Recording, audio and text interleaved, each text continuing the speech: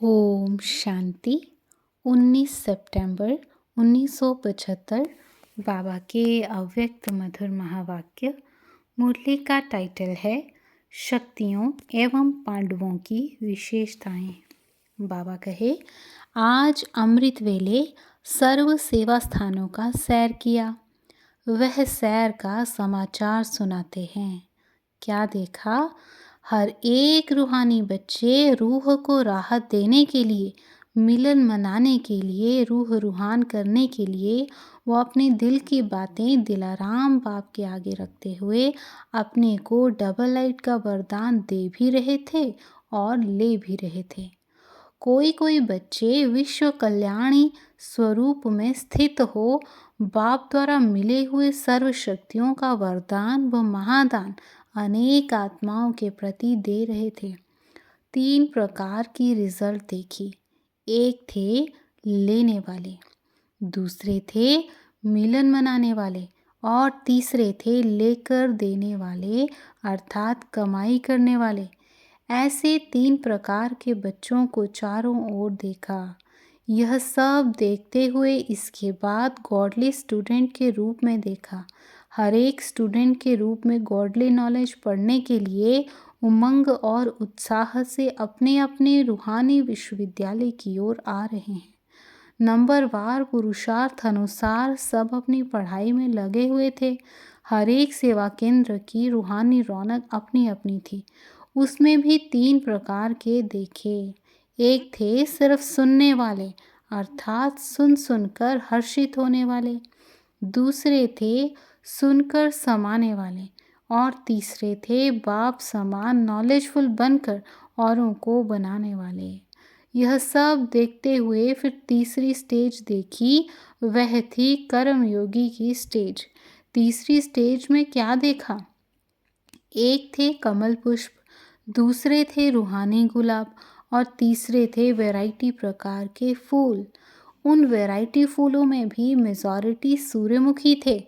जिस समय ज्ञान सूर्य के सम्मुख थे तो खिले हुए थे और कभी फिर ज्ञान सूर्य बाप से किनारा कर लेने के कारण फूलों के बजाय कलियां बन जाते थे अर्थात रूप और रंग बदल जाता था। कमल पुष्प क्या करते थे?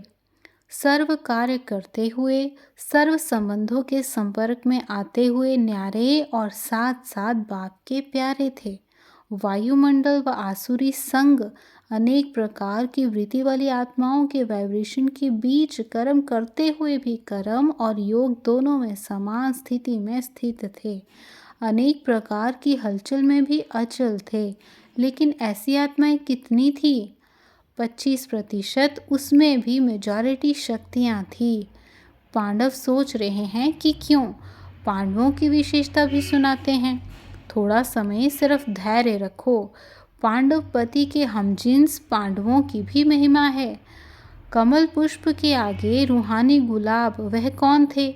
रूहानी गुलाब जो सदा अपने रूहानियत की स्थिति में स्थित रहते हुए सर्व को भी रूहानियत की दृष्टि से देखने वाले, सदा मस्तक मणि को देखने वाले, साथ साथ अपनी रूहानियत की स्थिति में सदा अर्थात हर समय सर्वात्माओं को अपनी स्मृति दृष्टि और वृत्ति से रूहानी बनाने के शुभ संकल्पों में रहने वाले अर्थात हर समय योगी तो आत्मा सेवाधारी आत्मा होकर चलने वाले, ऐसे रूहानी गुलाब चारों ओर की फुलवारी के बीच बहुत थोड़े कहीं कहीं देखें। यह परसेंटेज कम थी। 10% वैरायटी फूलों के अंदर एक तो सूर्यमुखी सुनाया।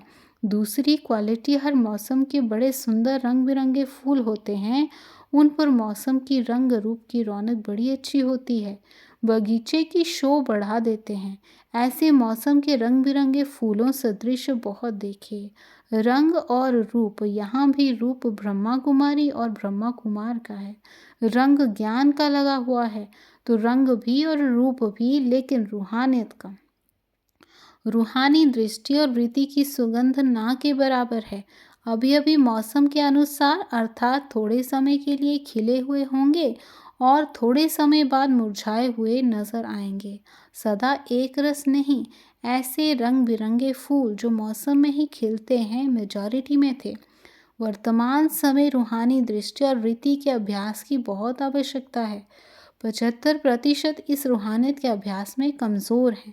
मेजॉरिटी किसी न किसी प्रकार के प्रकृति के आकर्षण के वशीभूत हो ही जाते हैं। व्यक्ति व वैभव कभी ना कभी अपने वश कर लेता है। उसमें भी मनसा संकल्प के चक्कर में खूब परेशान होने वाले हैं।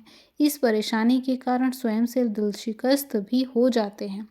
वास्तव में ब्राह्मण आत्मा अगर संकल्प में विकारी दृष्टि और वृत्ति रखती है, अर्थात इस चमड़ी को देखती है, चमड़ी अर्थात जिस्म द्वारा विकारी भावना रखते हैं, तो ऐसी भावना रखने वाले भी महापापी की लिस्ट में आ जाते हैं।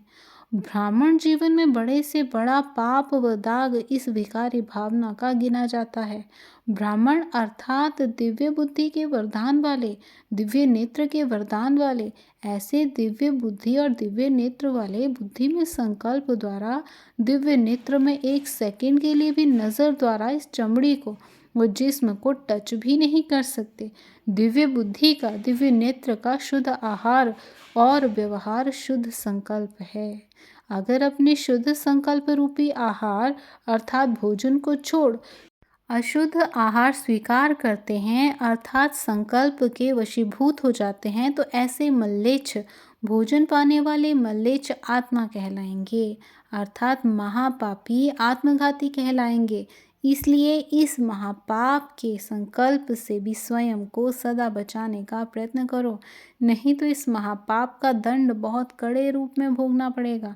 इसलिए दिव्य बुद्धि और सदा शुद्ध आहारी बनो। समझा? पांडवों की विशेषता क्या देखी? सेवा प्रति हार्ड वर्कर, प्लानिंग बुद्धि, अथक बन सेवा की स्टेज पर हर समय एवर रेडी हैं। सेवा की सब्जेक्ट में मैदान पर आने वाले मेजॉरिटी पांडव हैं। इस विशेषता में पांडव आगे हैं और इसी सेवा के रिटर्न में हिम्मत और उल्लास अनुभव करते चल रहे हैं। पांडव वातावरण के विकारी वाइब्रेशन के बीच ज़्यादा रहते हैं, इसलिए ऐसे वातावरण में रहते हुए न्यारे और प्यारे रहते हैं, तो उनको इस सफलता में शक्तियों से एक्स्ट्रा मार्क्स मिलती है। लेकिन इस लॉटरी को और ज़्यादा कार्य में लगाओ व ऐसा गोल्डन चांस और ज़्यादा लेना। सुना आज के सैर का समाचार? अच्छा, ऐसे ही इशारे से समझने वाले, समझदार, स्थूल, सूक्ष्म, शुद्ध आहारी, सदा श्रेष्ठ व्यवहारी, हर संकल्प में विश्व कल्याण की भावना रखने वाले विश्व कल्याणी आत्माओं के प्रति बाप दादा की याद, प्यार और नमस्ते। अच्छा, ओम शांति।